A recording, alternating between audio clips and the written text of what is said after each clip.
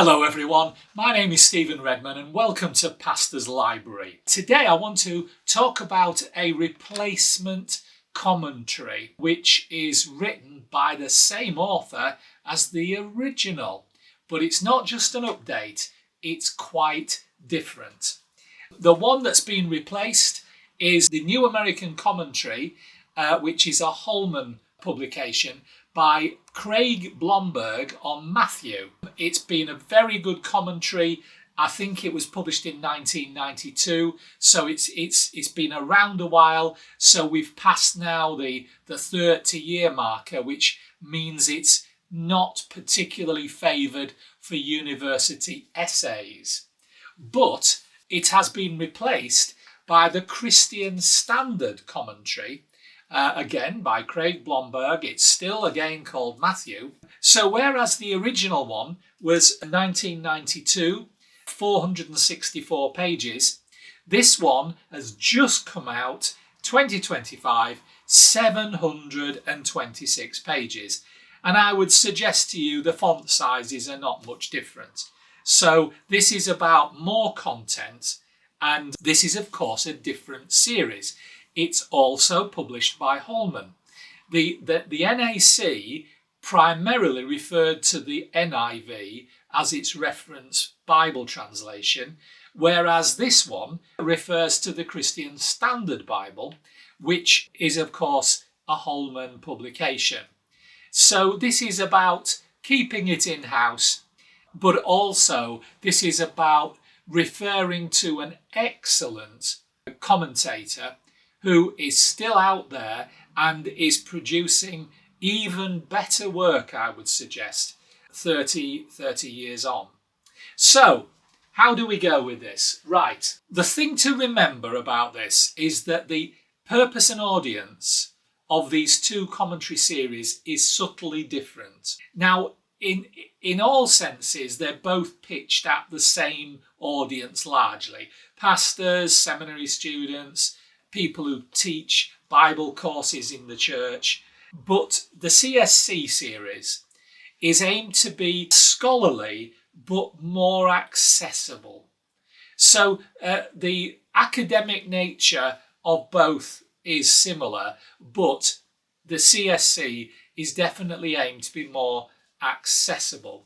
And I would suggest to you that when you go through this new one, you will find that Blomberg's tone is altered by the pitch of the publication, but it's also altered by his extra 30 years of experience, which I think is absolutely admirable. I have to say I've always enjoyed Craig Blomberg, but this, I think, gives me a real opportunity to compare how he has improved with age, maybe like a good wine. Anyway, so both are academic, but this one is a bit more readable and it doesn't assume quite as much about your ability to handle theological words. So it's a bit clearer in places, and I think that that's good.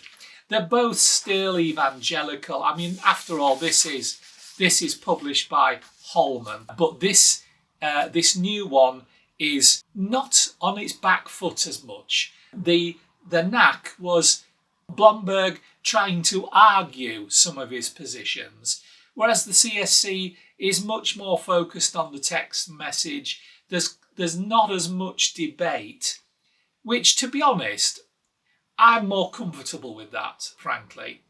Although the NAC has a bit more Greek in it than the CSC. I'm sort of assuming the CSC have put out words there, try not to load people down with too much Greek, because that seems to be a subtle difference. So I would say this CSC is pitched a little bit more conversationally, and whereas there are more paragraphs, they are shorter. And I would suggest this is actually better designed for pastors just to dip into. If you're just going to dip into one of these commentaries, you would find this one easier to dip into.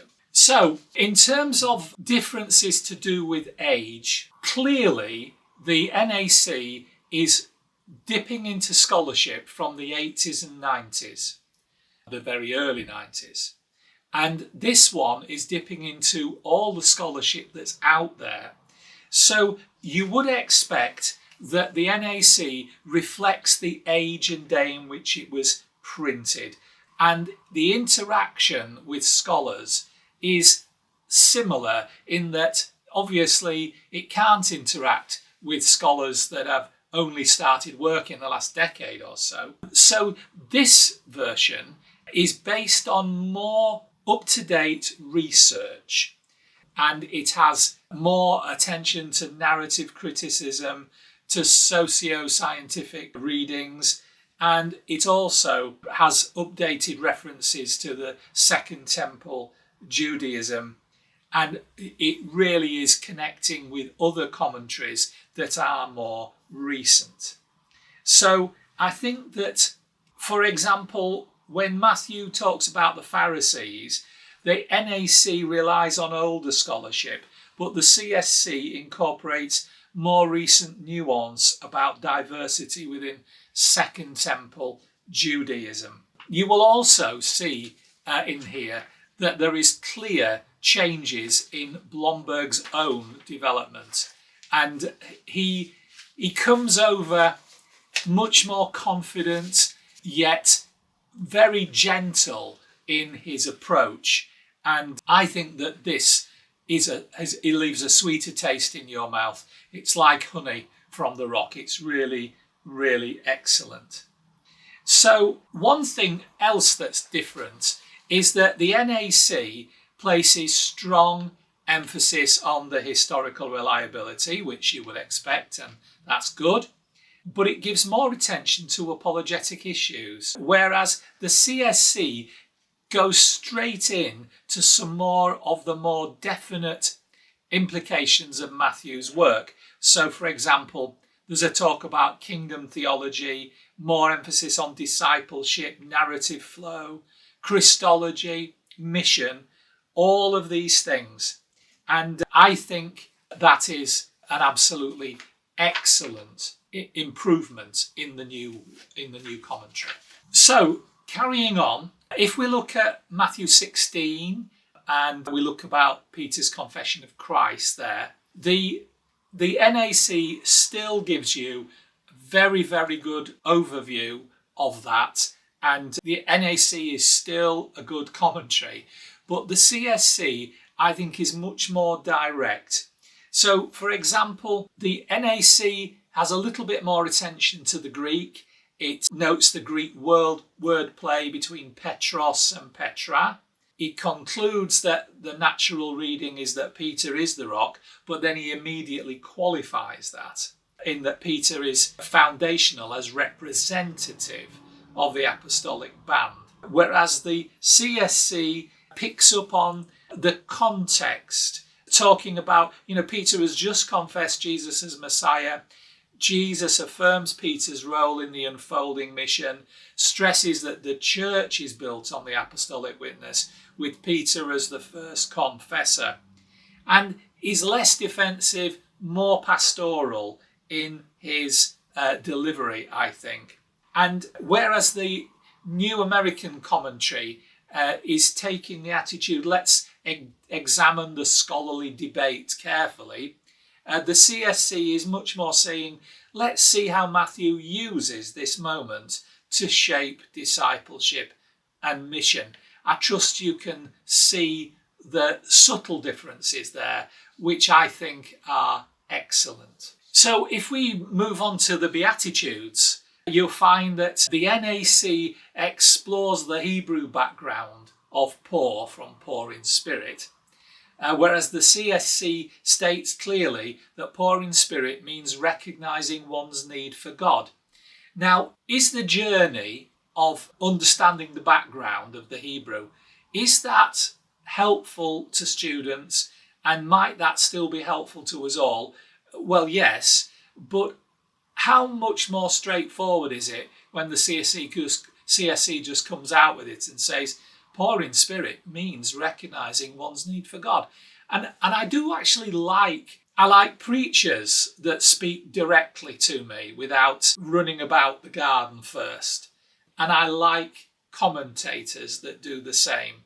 So I do think that this, which may well be guided by the disciplines of the series, I do think Blomberg has done a better job with this. But again, 30 odd years of experience added to the mix has got to make a difference. And he connects being poor in spirit to entering the kingdom and to discipleship. If we move on to those who mourn in verse 4, the NAC discusses mourning over sin versus mourning over suffering, whereas the CSC emphasises mourning over brokenness in the world and in oneself.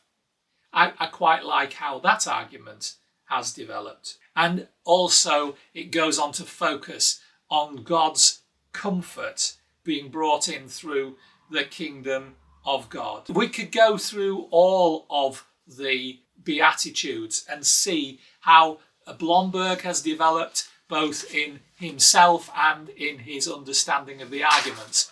But what I would say to you is I think that this is an excellent commentary. I would go so far as to say that I think that if I was to redo my video now, my favourite Matthew commentaries, this would now be in my top 3 without question. And I think that this will last the course and may indeed prove to be one of the great commentaries on Matthew's Gospel in our time. Bearing in mind that there are more academic, more technical commentaries than this. But I think for the wider appeal that this will offer, I think this is an absolutely brilliant piece of work, and I commend it to you. So that's Matthew's commentary by Craig Blomberg on the Christian Standard Commentary. It is a straightforward replacement for the New American Commentary from 1992, but not only does it have a lot more content, but its pitch and its maturity is much greater and higher than the previous series. So I'm not throwing away my NAC, but this is going to be a really good commentary for years to come.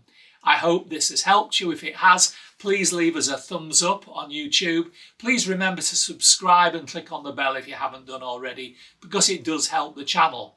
And all I have to say to you right now is bye!